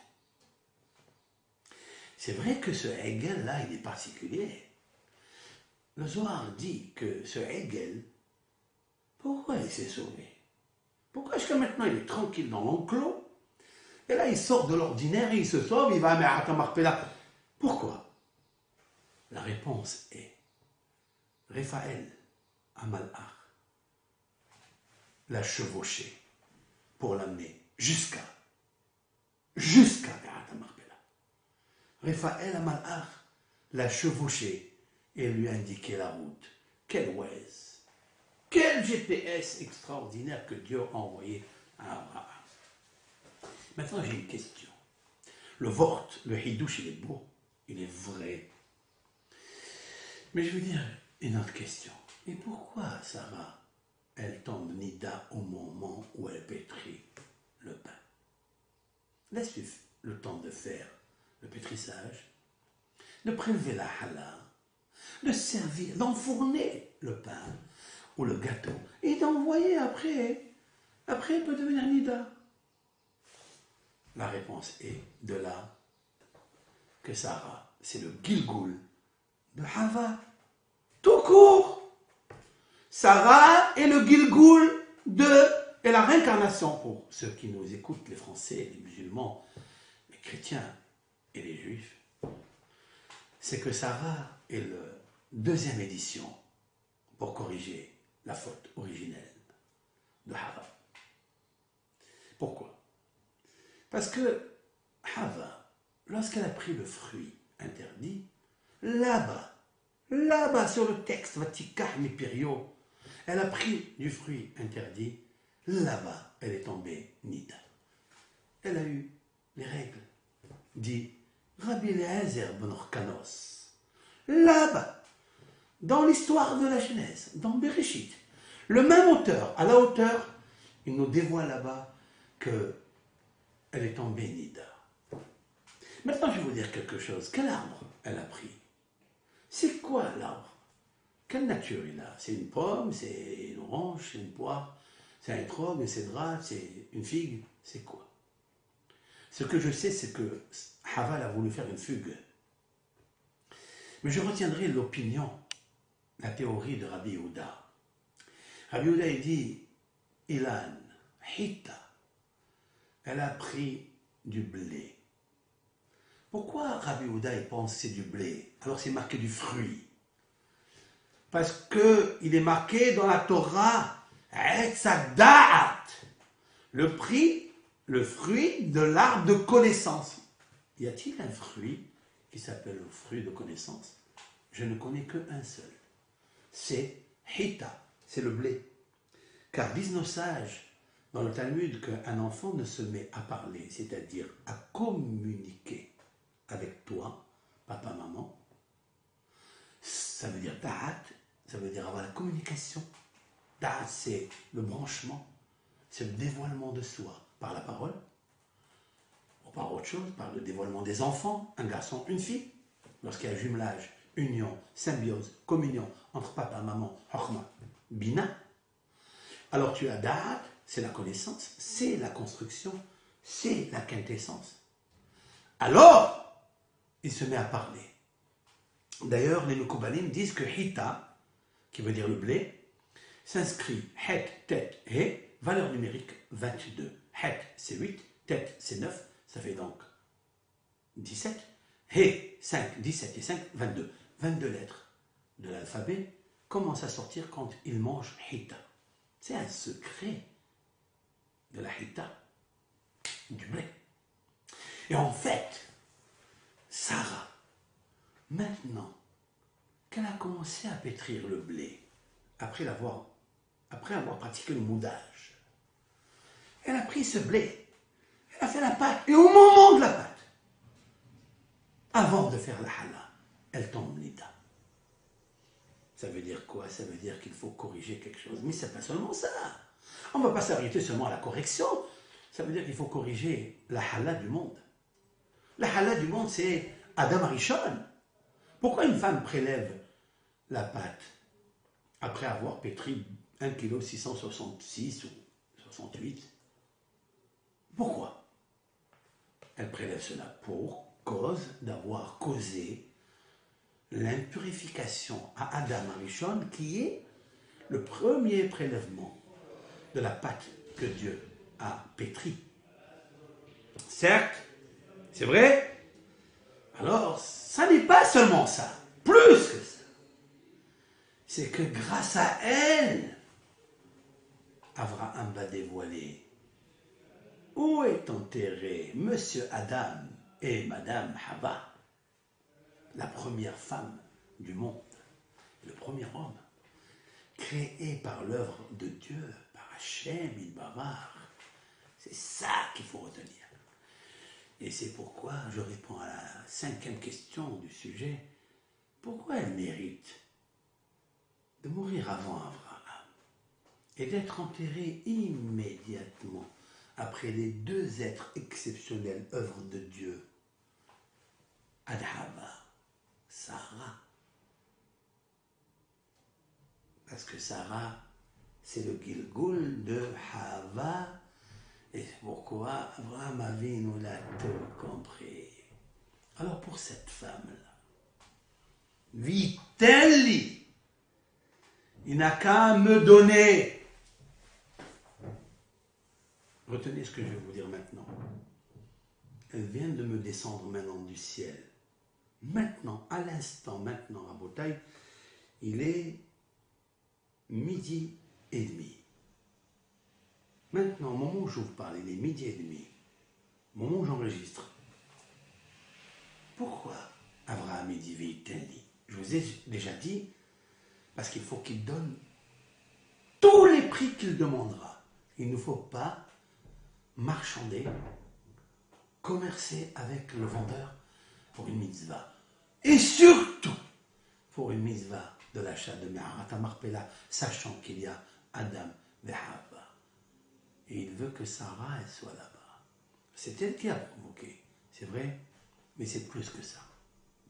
Parce que si je dis que Sarah est l'œuvre directe, deuxième édition de Hava, et que c'est grâce à elle que Abraham dévoile où se trouve Adam et Hava, et que Adam Arishon lui a dit, d'après le Perké de Rabbi Eliezer, il lui a dit quand il a parlé avec lui, parce que d'où il sait que c'est Adam d'abord? On dit qu'il a vu qu'il y avait Adam et Hava enterrés, mais d'où il sait? Ça fait 2000 années que Adam Arishon n'est plus là, plus toutes les années qu'ont vécu Yitzhak, c'est-à-dire 38 ans presque. D'où il sait que c'est Adam? La réponse est Adam Arishon s'est dévoilé par sa Neshama. Ce n'est pas Adam qui s'est levé, le corps qui s'est manifesté à Abraham. Non. Akadosh Baruch Hu ra'alo diukno shel Adam. Il a vu la physionomie de Adam Arishon. Sinon, il n'aurait pas payé tout cet argent.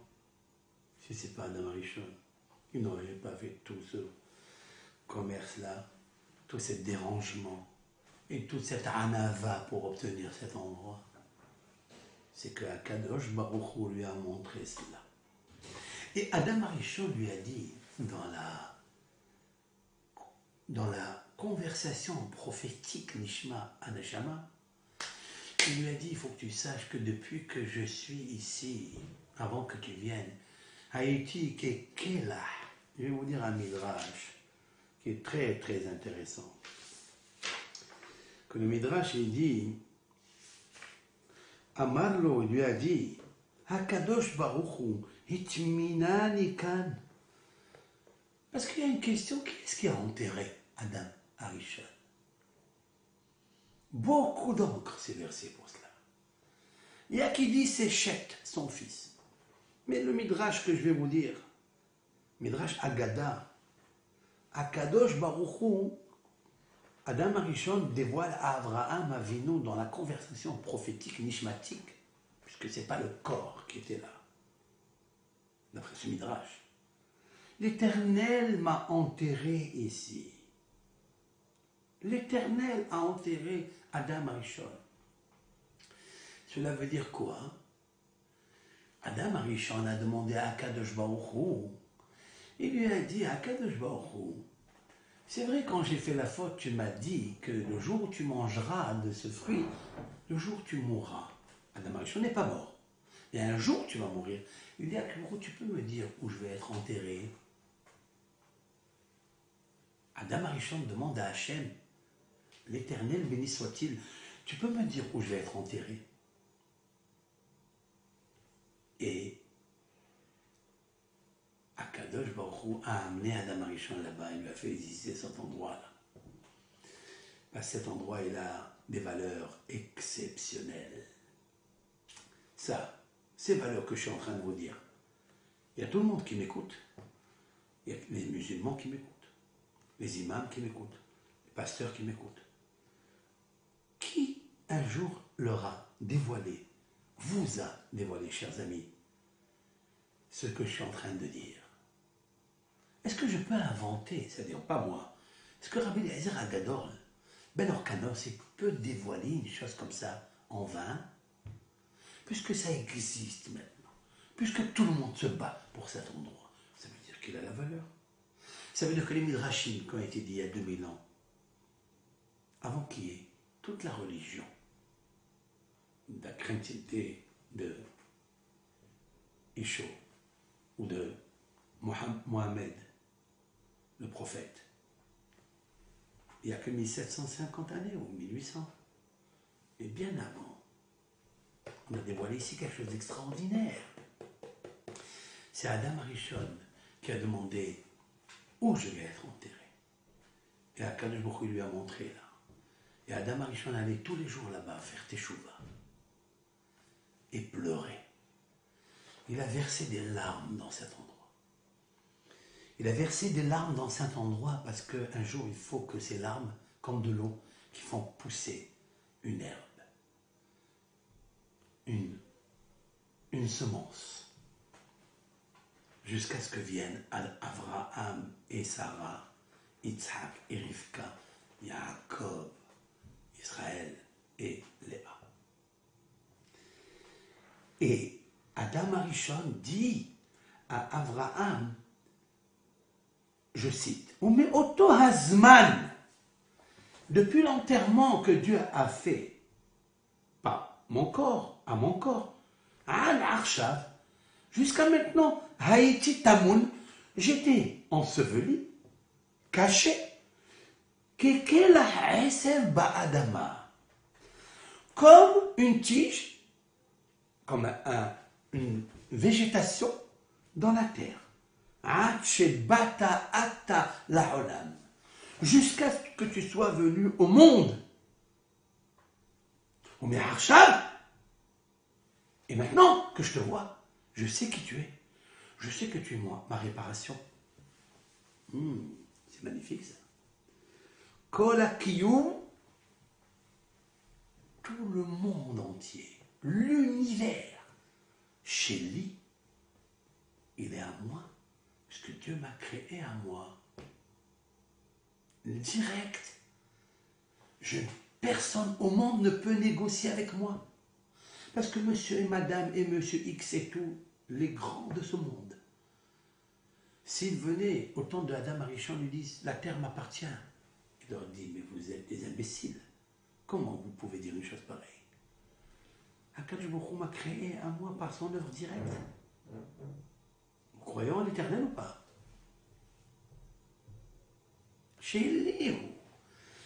Kol ha'olam kulo. Kiyum chez Elihu. T'as moi. C'est Dieu qui m'a donné. C'est Dieu qui m'a créé direct. Veshel ha'olam hazeh bishvilcha. Il dit maintenant, ce monde, il dit à Adam Arishon, à Abraham, il est bishvilcha. ואם תאמר, אם כל כך הרבה התאווה אברהם למערה זו, למה לא קנה אותה עד עכשיו? Et mon midrash, ici c'est tellement fort que Abraham a envié cet endroit parce qu'il est important. C'est toute l'histoire du monde, du premier homme. Alors pourquoi il ne l'a pas acheté jusqu'à maintenant? Il a attendu que Sarah meure. Là, j'arrête. Le Midrash va dire une réponse, mais moi, je vous ai déjà donné la réponse. Ma réponse à moi, c'est quoi? C'est que Sarah, c'est le Gilgoul de Hava. Et je voulais prouver par le pétrissage de la pâte, puisque le pétrissage de la pâte, c'est là où Hava a mis ses pattes, là où il ne fallait pas.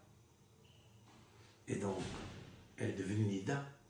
Et maintenant, Sarah, sa réincarnation est devenue Nida pour que Abraham aille chercher une autre nourriture. Il n'a cherché que le Hegel, que le Bakar, que la Kever, c'est-à-dire la tombe. Et il va aller chercher là où elle doit être enterrée, cette Eshet Haïl. Mais le Midrash continue, je vous donne la réponse quand même du Midrash pour ne pas vous laisser dans la soif et la faim, tellement vous aimez la Torah. Alors la réponse est dit comme ça.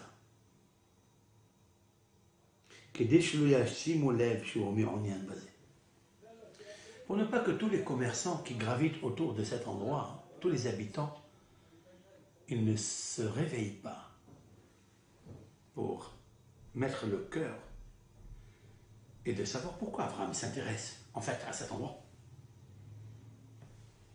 Il n'avait pas de raison. Si quelqu'un vient à un endroit et il dit « je veux acheter cette villa », on lui dit « mais pourquoi tu cherches cette villa ?» Deux choses l'une, ou sous la terre de cette villa, tu as entendu ou tu as une preuve qu'il y a un trésor. Qu'est-ce qui t'intéresse de ça? Abraham, c'est tu. Et là, c'est la force d'Abraham Avinu. Ça m'impressionne, ça me fascine. J'ai même envie de tressaillir de joie, c'est-à-dire pleurer de joie. Abraham Avinu, la force, qu'il est resté dans le silence, il n'a jamais dit quelque chose. Il n'a jamais dévoilé. Et voilà que Adam Arishon lui dévoile tout.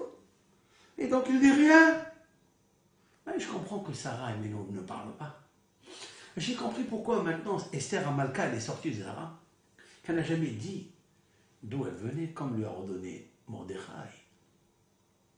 C'est pour ça qu'elle a gouverné 127 provinces, comme les années de Sarah, 127 années.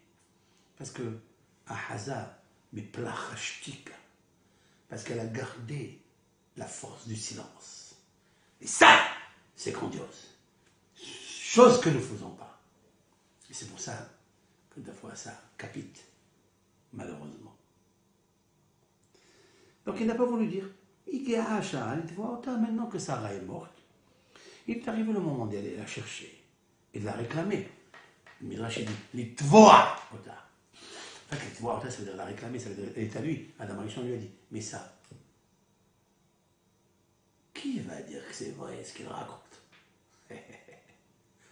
Tu peux venir dire, ah, machin, c'est voilé, c'est pas voilé. S'il leur dit ça, pshat. Abraham Avinu, tout court, il aurait dit, écoutez, moi je viens ici, vous savez, il y a ici 2 corps qui sont enterrés. Ils vont lui dire ici, il n'y a personne qui est enterré.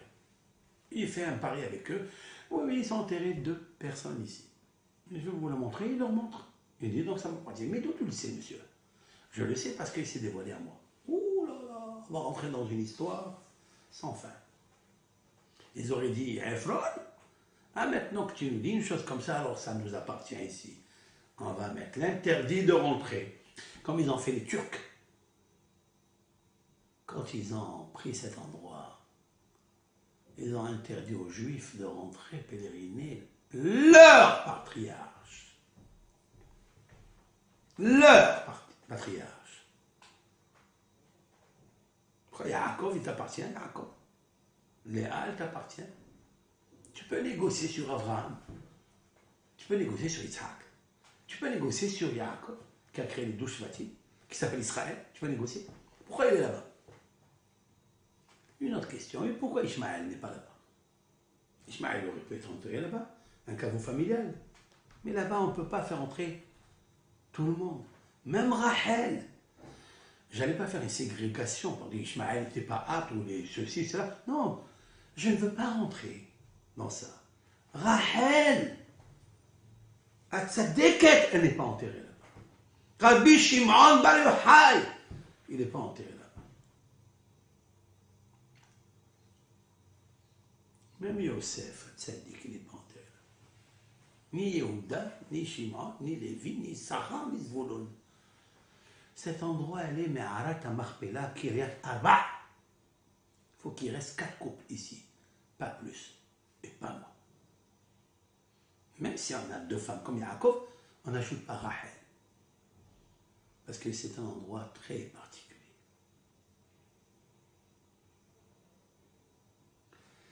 Donc Abraham Avinu n'a pas voulu dévoiler, mais maintenant qu'il est arrivé le moment,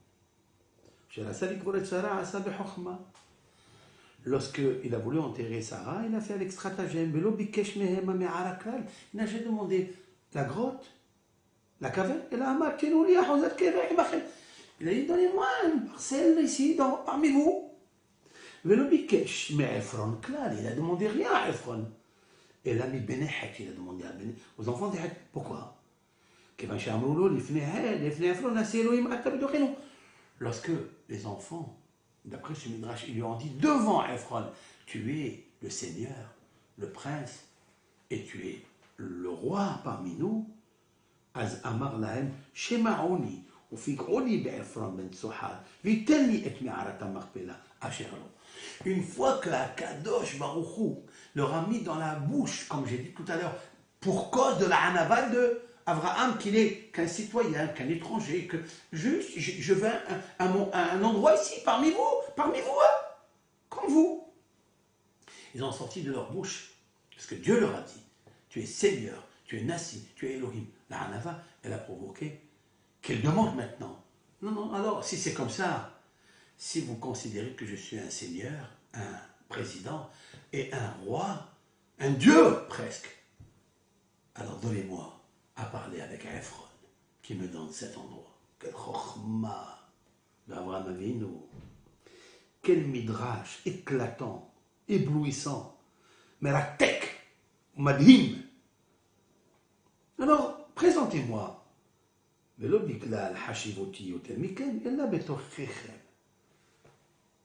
a ajouté, il a dit, mais non, c'est pas que je veux acheter moi, mais parce que je suis plus important, non. Mais c'est parmi vous, je suis avec vous. Et c'est comme ça que Abraham Avinu, il a récupéré ça. Mais attendez, comme je dis maintenant, que grâce à Sarah, en fait, Dieu, il a fait passer par Sarah qu'elle devienne Nida juste au pétrissage. Parce qu'il y a ici un sage, qui est Dieu, qui pétrit tout ce que doit arriver dans le monde. Mais c'est là où je finis mon cours, avec ce vort que j'ai commencé, mais je ne l'ai pas dit parce que je voulais apporter ce midrash. Vitelli et Ma'arat al-Marpela. Quand il dit Vitelli, comme j'ai dit, au prix le plus fort, sans négocier, mais je voudrais dire quelque chose. Vous vous rappelez que Hava, lorsqu'elle a pris le fruit interdit, elle a mangé d'abord, et après il est marqué dans la Torah, Vatiten, Gam le Isha, Vayora. Et elle a donné aussi à son mari, et il a mangé. Vous vous rappelez de ça? C'est ça que Abraham veut corriger. Abraham, il veut corriger quelque chose. Que Hava n'a pas foutu seule. Elle a entraîné son mari. Donc Sarah, qui a dévoilé, grâce à elle plutôt, on a dévoilé, et Abraham a dévoilé, le Ma'arat al-Marpela. Il ne suffit pas de corriger que la Nida. Il ne faut pas corriger seulement le pétrissage, le pain qu'elle a mangé, mais plus que ça, ce qu'elle a donné à son mari. Et c'est pour ça qu'Abraham Avinu, il veut donner tout pour réparer ce qu'elle a donné à Hava, à Adam, pour manger. Viteli. Alors il me donne tout, avec ce qu'un jour, moi, Adam, c'est-à-dire Abraham, j'ai pris de la main de Hava, donc de la main de Sarah, je veux le corriger maintenant. Demande-moi ce que tu veux. Et je te donne.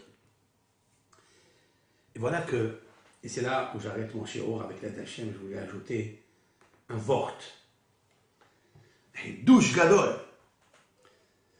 Ah, il rencontre, ou il ne le rencontre pas, à Ephron, et Ephron, il lui dit, 400 cycles d'argent entre toi et moi, Mahi. C'est quoi? C'est pas beaucoup. C'est pas beaucoup, c'est des millions. Alors, Abraham, il veut tout donner. Ephron, il a dit, tu la prends, mais après, il dit, donne. Le Gaon de Vilna, et c'est connu ce bureau du Gaon de Vilna qui est merveilleux, a dit quelque chose d'extraordinaire. C'est quoi ces termes-là? 400 cycles d'argent entre toi et moi. C'est quoi ce béni ou bénécha? Maï. C'est rien. Le Gaon de Vilna fait remarquer que les deux prénoms, Abraham et Ephron, le milieu, alors Abraham comporte 5 lettres, Ephron comporte 5 lettres. Le milieu des prénoms, donc Abraham, il y a le Aleph, le Bet, le Resh, le He et le Met. Le Resh, c'est 200 en valeur numérique. Abraham, Resh, valeur numérique 200. Et puis, Ephron, aussi, Aïn fait Resh, Vav, Nun. Aïn fait Resh, le troisième lettre, donc le milieu, c'est Resh, c'est 200. 200 de Ephron et 200 d'Abraham, ça fait 400. Alors, c'est ça qu'il lui dit à Ephron. Il dit, entre nos prénoms, ce qui est entre nos prénoms, ça veut dire celui qui est au milieu, qui est entre ton prénom et le mien, c'est le Resh, et le Resh, c'est 400. Donne-moi alors. Voilà ce que dit le Gaon de Vilna. C'est très beau, c'est somptueux. Et Abraham, immédiatement, va ishkol les Ephron, et Abraham va peser le pesant d'or pour donner à Ephron. Et là, le Gaon de Vilna a fini. Fin de citation du Gaon de Vilna. J'ajoute.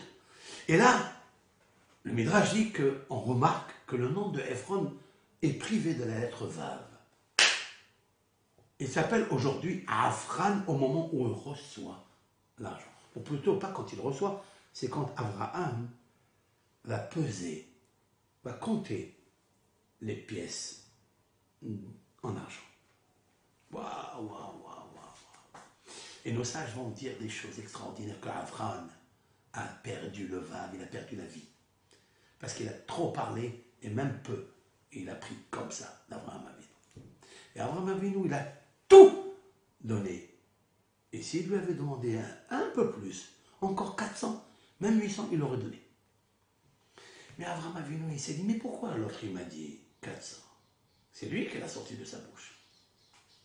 Nos sages ont déjà dit que c'est la valeur numérique Ara'aïn, c'est-à-dire il a un mauvais œil. Il est il a la folie de l'argent. Et en plus, à Afran, avec 100 vaves, c'est 400. Ils sont rentrés un petit peu dans la philosophie kabbalistique, qui est vraie. Mais je voulais dire quelque chose avec l'aide de Hachem.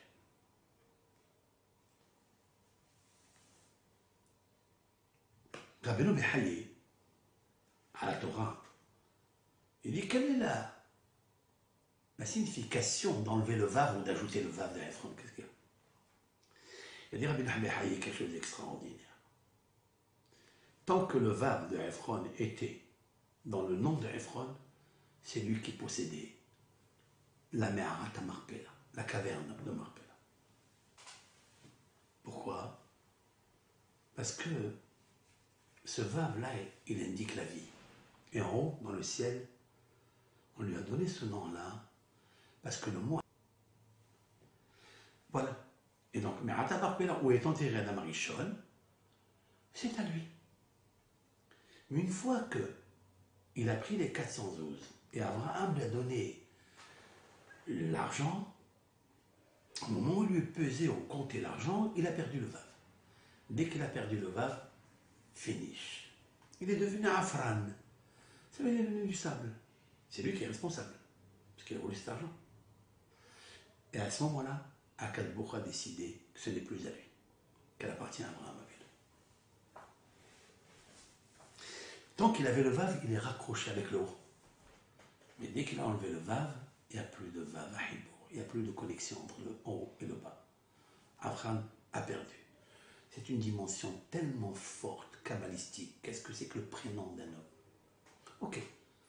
Voici ce que dit Rabbeinu Behaye.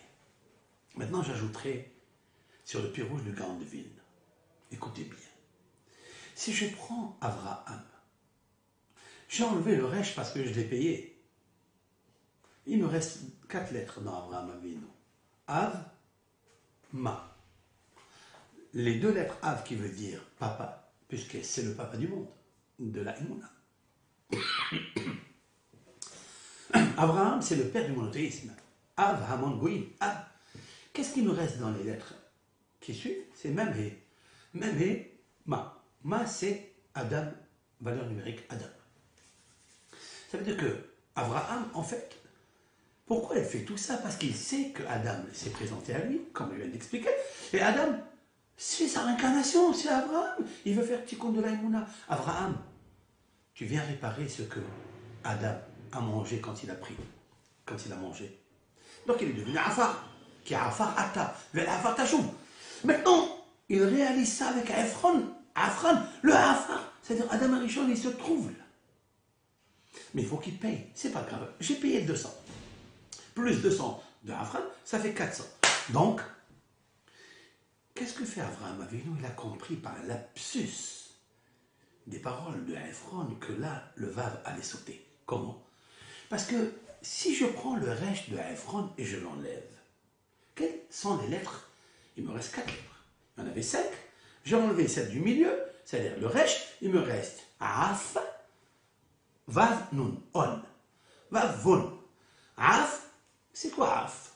Af, c'est s'envoler. Ça veut dire, il y a quelque chose qui va s'envoler. Qu'est-ce qui va s'envoler? Le Vav et le Nun. Ça veut dire quoi? Le Vav, c'est le Vav dont je parlais tout à l'heure. Et le Nun, c'est le Nun du Nahash, du serpent. Qui a provoqué toute cette galère à Adam Arishon? C'est d'avoir consommé le fruit interdit, incité par la consommation du fruit interdit, par le Nash. Olech al-Gahon, quelle est la lettre qui symbolise le milieu de la Torah, des lettres de la Torah? Vav et Nun. C'est un mot, Gahon, et les reptiles qui rampent sur le ventre. C'est qui rampe sur le ventre? C'est le serpent, disent nos sages. Comme Dieu a dit au serpent, pour le maudire, Al-Gihoncha tener. Tu marcheras sur ton ventre. Gahon, si vous regardez dans la Torah, le Vav, il est très grand par rapport aux autres lettres. Ce Vav-là, il est chez Ephron, mais il va falloir sauter. Lorsqu'Abraham Avinu, il a compris, quand il lui a dit, béni ou bénécha mahi, ouh, Je prends le resh d'Abraham, je l'enlève, je prends le resh de Ephron, je l'enlève, comme a dit le Gaon de Vilna, mais il me reste des lettres ici. Les lettres qui font lettres, ils font apparaître un secret caché dans ces mots de la Torah, universel, éternel.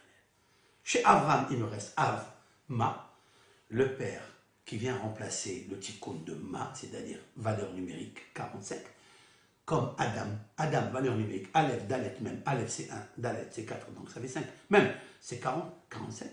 Ça c'est Aleph. Maintenant, Afran. Maintenant, c'est. Qu'est-ce qu'il me reste de Ephron? Si j'enlève le resh, il me reste Af. Af, c'est Ofef, comme un oiseau qui vole. Son vol. Vav, Nun. Le Vav. Et le Nun de Gihon, c'est-à-dire du serpent.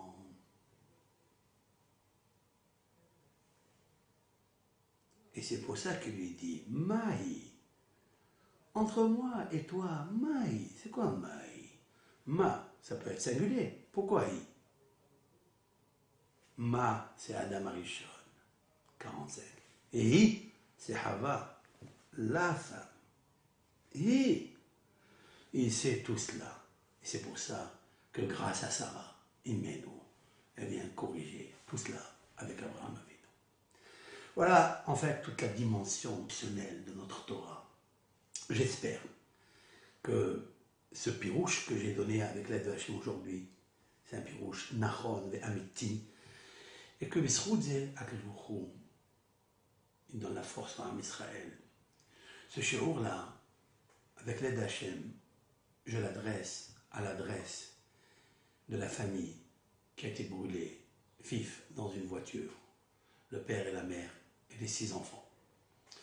Ce pirouche-là, quand vient vraiment à Me'arat Marpella, c'est-à-dire la caverne, le tombeau de Marpella. Marpella, c'est-à-dire les couples doubles. Il y en a 8. Adam et Hava, Abraham et Sarah, Yitzhak et Rivka, Yaakov et Léa. Il y en a 8. Alors pour les 8 âmes qui sont montées dans Jérusalem d'en haut, qu'Akhlouchou leur donne toute la force, l'élévation de leur âme. Et que nous, les vivants, nous devons apprendre et prendre la morale à tirer. C'est-à-dire de se tirer un petit peu des avérotes et de tirer la tchouva à l'intérieur de nos cœurs. Be'adat Hashem Barach. Shabbat Shalom à tout le monde.